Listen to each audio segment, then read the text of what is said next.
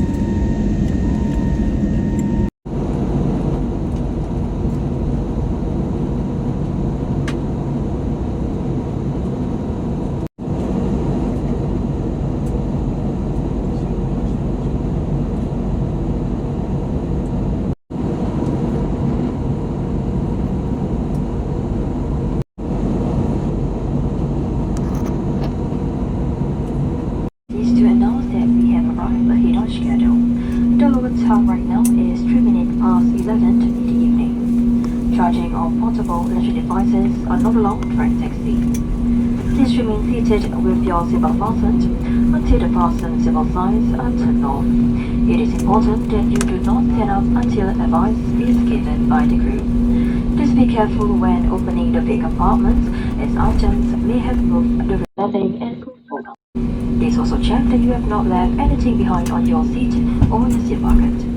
And on behalf of pilots and the rest of the cabin crew, thank you for flying Skate. So ayan, papasok na tayo sa immigration. Naka-check-in ako at kampuit ang antin nyo. Ayan, so ito na yung bag ko. So ayan, let's go. So kukuha tayo ng trolley. Kasi tapos na ako sa immigration. Hindi ako nag-video kasi bawal. So ayan yan o, dyan o, automatic lang. Yan o, wala masyadong pila, pack. Yan lang yung dala ko guys, kasi 1 week lang ako, hindi nga 1 week 5 days nga lang sa Pilipinas. So ito yung passport ko. Okay, dated, ano bang date ngayon? Of course, hanapin natin yung date. Dated, gate, boarding. Oh, ayan, oh, ayan,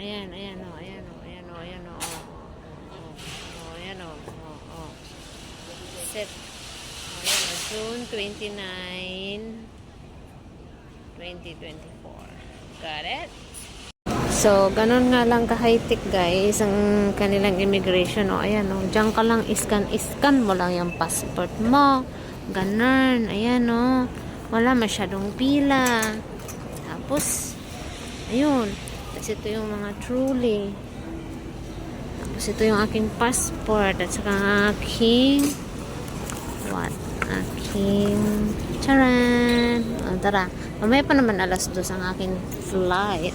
So, hahanapin ko ang aking gate. Ang aking gate ay D36. So, yung D36 ko, ay, kita nyo yun? Ayan o. So, ibig sabihin, D36 ako. Kakanan tayo. Alam mo, gustong-gusto ko dito sa Terminal 1 kasi maraming tao dito sa Terminal 1. Noon sa Terminal 4. Dati mo yung Terminal 4. Jetstar yata yun. Tahimik. Kala mo lang haunted airport. Pero dito sa Terminal 1, maraming mga airport. Maraming tao sa airport. Ayan.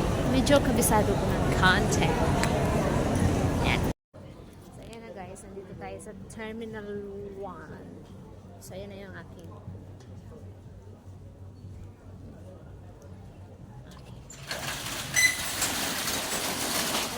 Kung nagko-collect lang ako ng maraming ng aking boarding pass.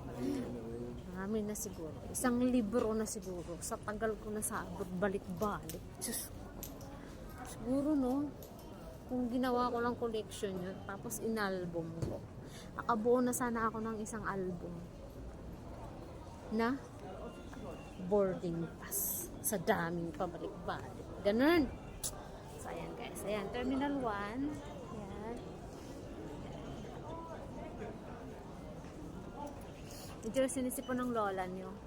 Auntie nyo sinisipon. Sisiponin. So, ayan. Parang gusto ko kumain. Ayan. So, ayan ang aking task. Tsaka lang, naligo ako guys, pero hindi ako masyado suklay.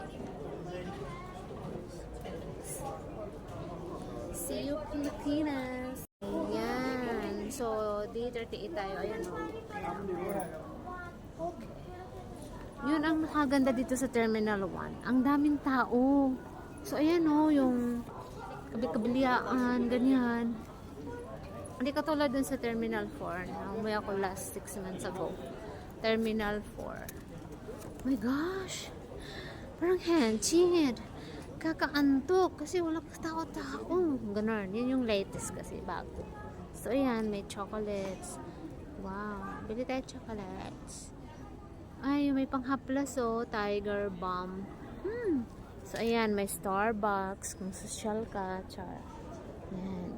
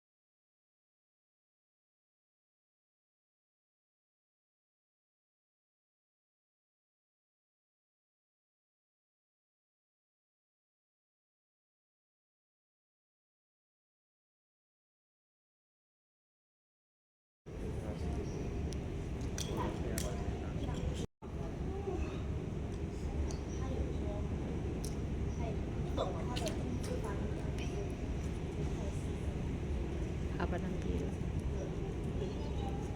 Na-delay yung flight ko instead na 2 o'clock. Nagiging 4 o'clock. Ganun.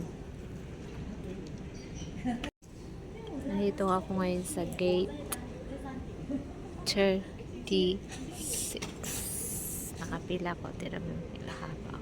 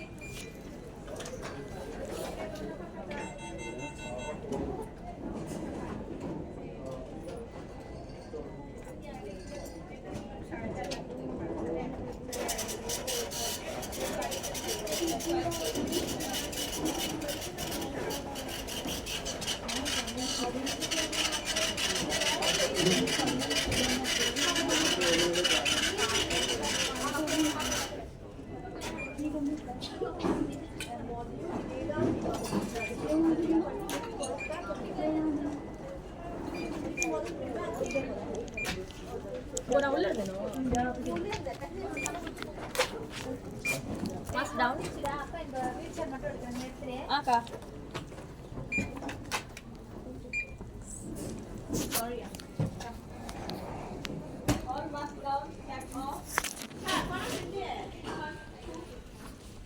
Mask down, mask down.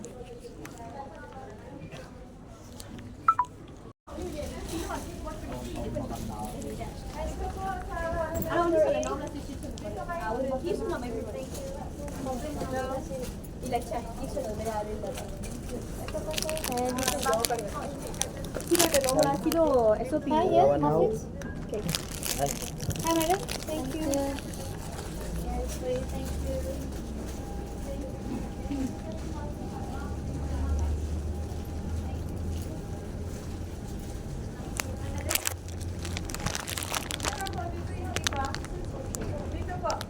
Huwag niyo pong anin yung zone-zone. Dito po kayo. Puno na yung zone.